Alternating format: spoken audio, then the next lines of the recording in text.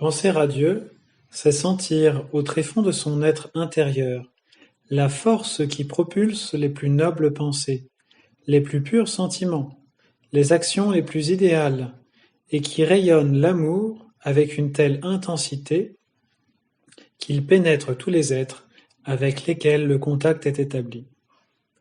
S'entretenir avec lui en s'éveillant, c'est cela se préoccuper de Dieu. Celui qui pense aux anges se trouve dans leur monde. Quand vous pensez à Dieu, vous êtes dans le monde divin. Vous vivez dans le monde auquel vous pensez. Pendant un certain temps, vous vivez dans un milieu donné, puis vous en sortez pour entrer dans un autre. Les poissons ont vécu dans l'eau. Au bout d'une certaine période de temps, les plus avancés d'entre eux en sont sortis pour entrer dans un milieu moins dense, plus subtil. Sous l'action de la gêne éprouvée, il leur vint l'idée qu'une autre vie, plus favorable, dans un milieu plus subtil, existait au-dessus de l'eau. Ainsi, ils devinrent des oiseaux.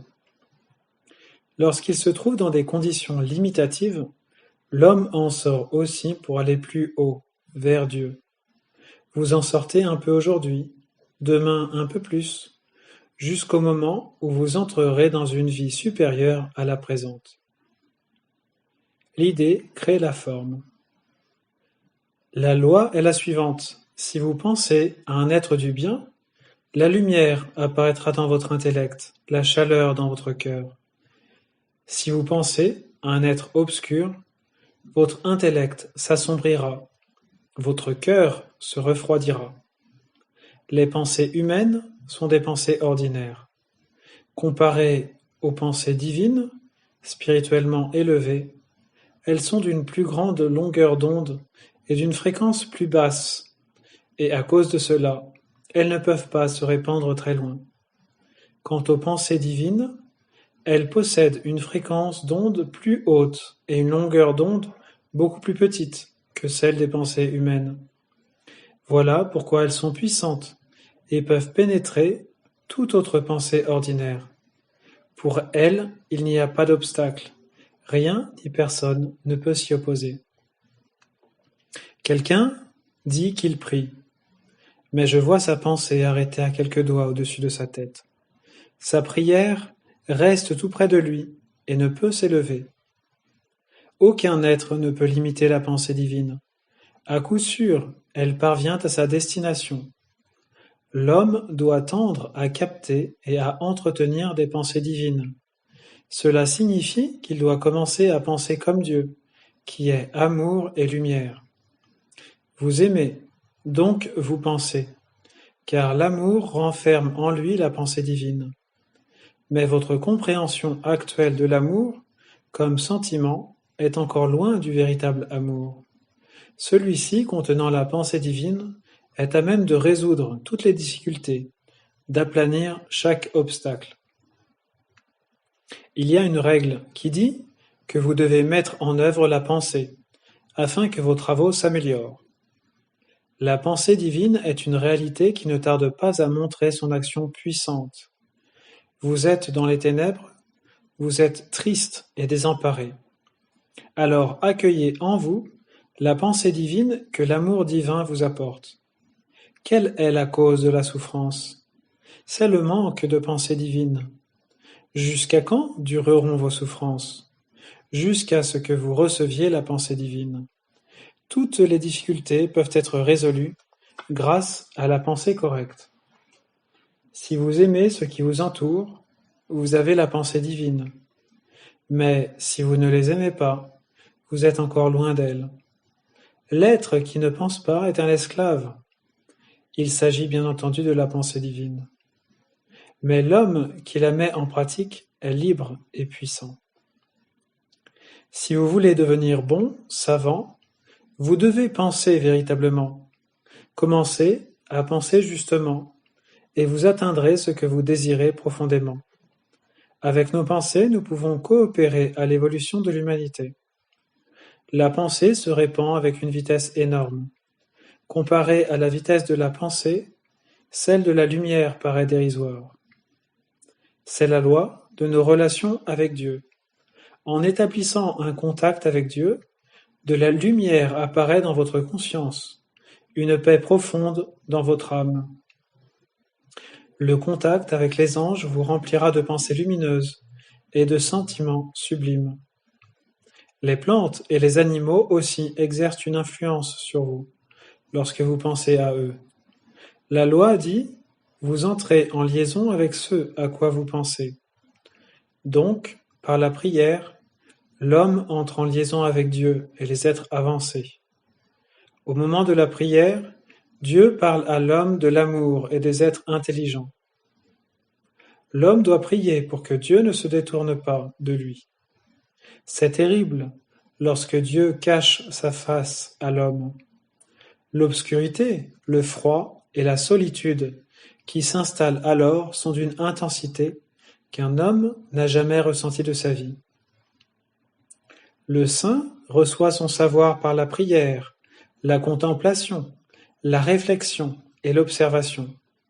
Il prie longtemps avant d'être inspiré et de recevoir de nouvelles pensées. Où que vous vous trouviez, quelle que soit votre situation, réservez-vous un peu de temps pour penser à Dieu. C'est par ce moyen que la conscience s'élargit. Pensez à la grande cause primordiale, au grand centre de la création, qui vaut plus que tous les biens matériels dont on dispose sur terre. Penser à Dieu renouvelle, rajeunit aussi le corps physique lui-même, parce que les énergies arrivent jusqu'à lui. Quand un être dit qu'il n'a pas à penser à Dieu, il est tel un orphelin de père et de mère, errant vêtu de haillons, sans feu ni lieu. Il devient une proie facile pour les parasites et perd la direction de sa vie. Je parle de façon symbolique, je traduis. Quand l'homme cesse de penser à Dieu, il devient vulnérable et des êtres obscurs, arriérés, l'attaquent. L'homme ne peut rien acquérir s'il ne prie pas. Priez pour que plus de lumière afflue dans votre conscience. Il n'existe pas d'être plus cultivé que les anges. La phase suivante dans laquelle l'humanité entrera est la phase des anges. Alors nos corps grossiers seront transformés en corps dynamiques. Ils seront constitués de matière plus subtile. Comment cette dernière sera-t-elle créée? Par la prière, la contemplation et la méditation. Autrement dit, la prière est une méthode pour former le corps spirituel, le nouveau corps dans lequel l'homme vivra. Je demande aux savants et aux philosophes d'aujourd'hui de me dire combien de fois par jour ils se souviennent de Dieu. La cause des malheurs des hommes actuels réside dans le fait qu'ils ne se souviennent pas de Dieu. La prière est une méthode pour résoudre les problèmes les plus difficiles.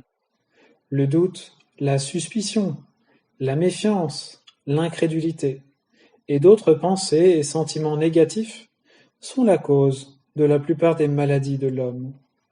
Par la prière, il réussit à surmonter ces états négatifs. Une force magique réside dans la prière. Il suffit que l'on prononce un verset de l'Évangile, mu par le désir de le comprendre, pour que le Christ vous aide. Il apportera de la lumière dans votre mental et arrangera vos affaires. La prière augmente les vibrations de l'aura humaine. Ainsi, il devient invulnérable aux influences inférieures qui l'entourent. Par la prière, l'homme se crée une protection face aux angoisses et terreurs du monde, et elles ne peuvent pas l'atteindre. Lorsqu'un homme prie pour la réalisation d'un désir lié au bien, le monde invisible apporte toujours son aide. Si tu es malade, prie Dieu, et tu seras bientôt guéri. Il n'existe pas une chose au monde demandée par les hommes que Dieu n'ait pas réalisée. Le monde est le résultat des désirs de ces petits êtres. Tout ce qu'ils avaient souhaité, Dieu l'a fait. Si tous les êtres se tournaient vers Dieu dans la prière en disant « Seigneur, nous avons essayé toutes les méthodes pour redresser le monde, montre-nous le moyen qui nous permettra d'y arriver. » Et s'ils priaient avec leur cœur, ce moyen leur serait donné. Ce moyen est très simple, et dès qu'ils l'auront appliqué, le Seigneur viendra dans le monde et les aidera. Il n'y a pas au monde un être vivant, petit ou grand, dont l'appel n'a pas reçu de réponse de la part de Dieu. Il n'existe pas de cas où Dieu n'a pas répondu au mauvais fonctionnement de vos postes. Veillez à leur bon fonctionnement. Le courrier part à l'heure du monde invisible, mais avant d'arriver sur Terre, les lettres se perdent quelque part et vous les recevez avec un retard de plusieurs mois. C'est beau lorsque l'être humain est conscient d'occuper une place dans l'intelligence de Dieu. Dans ce cas, toutes ces demandes seront acceptées.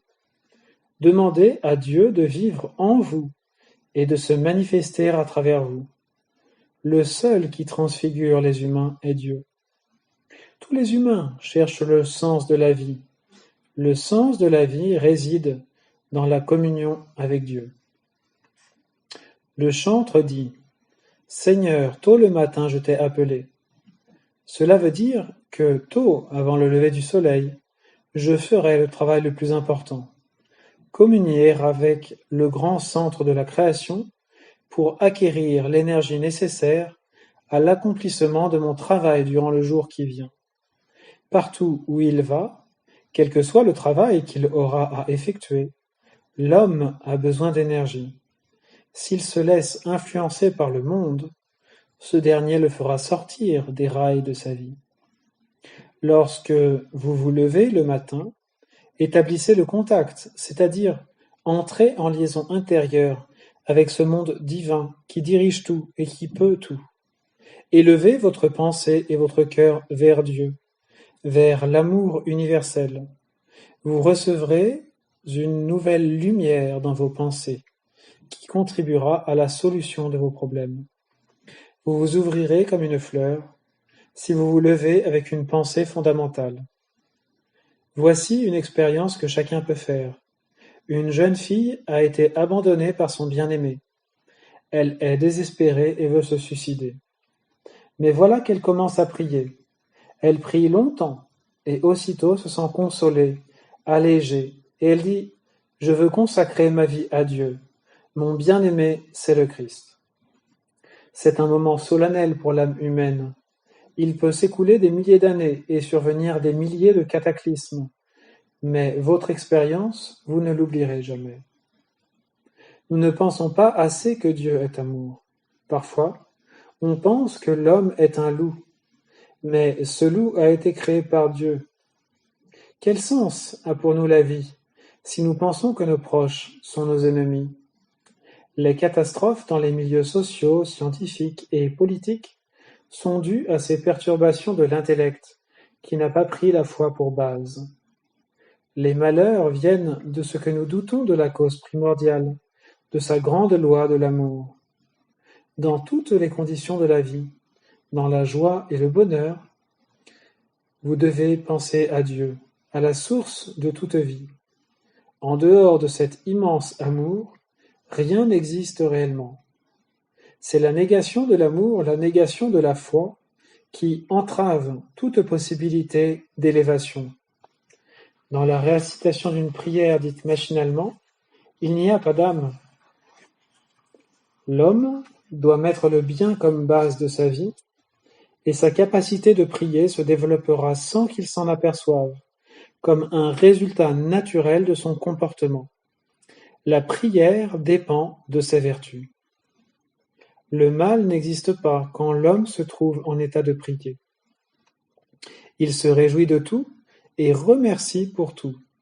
Devant cet homme, tout se vivifie. Il voit partout se manifester l'Esprit de Dieu qui travaille et porte secours.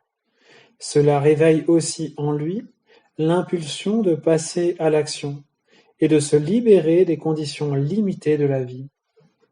Il existe des moments dans la vie où tous les êtres, du plus petit au plus grand, dirigent leur pensée vers Dieu. Chacun dirige une pensée correspondant à son développement. Dieu répondra à cette prière collective en envoyant à chacun toute la lumière qui lui est nécessaire. De cette manière, nous recevrons la bénédiction divine pour pouvoir grandir et nous développer selon sa volonté. Que nous disions tous la bonne prière, qui, après le Notre Père, est la meilleure. Elle contient, en 10 paragraphes, tout ce que notre âme peut demander à Dieu.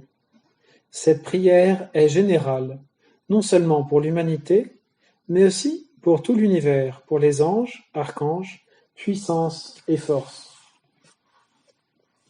La bonne prière. Seigneur Dieu, Père céleste, qui me fais don de la vie et de la santé, afin que je t'adore dans la joie, envoie-moi ton esprit pour me protéger, pour me garder de tout mal et de toute mauvaise pensée. Apprends-moi à faire ta volonté, à sanctifier ton nom, à te glorifier sans cesse. Sanctifie mon esprit, élève mon cœur et ma raison, pour que j'observe tes commandements et tes ordonnances. Inspire-moi par ta sainte présence de pure pensée, et dirige-moi, afin que je te serve dans la joie. Bénis la vie que je te consacre, pour le plus grand bien de mes frères et de mes proches. Aide-moi, assiste-moi, afin que je grandisse chaque jour de plus en plus, en toute connaissance et sagesse, et que je demeure dans ta vérité. Guide-moi, afin que tout ce que j'entreprends pour ton saint nom contribue à établir ton règne sur la terre. Nourris mon âme du pain des cieux, et remplis-moi de ta force, pour que je puisse réussir dans ma vie. Et puisque tu me combles de toutes tes bénédictions, daigne y ajouter ton amour, afin qu'il demeure éternellement ma loi. Car c'est à toi qu'appartiennent le règne, la puissance et la gloire, dans les siècles des siècles. Amen.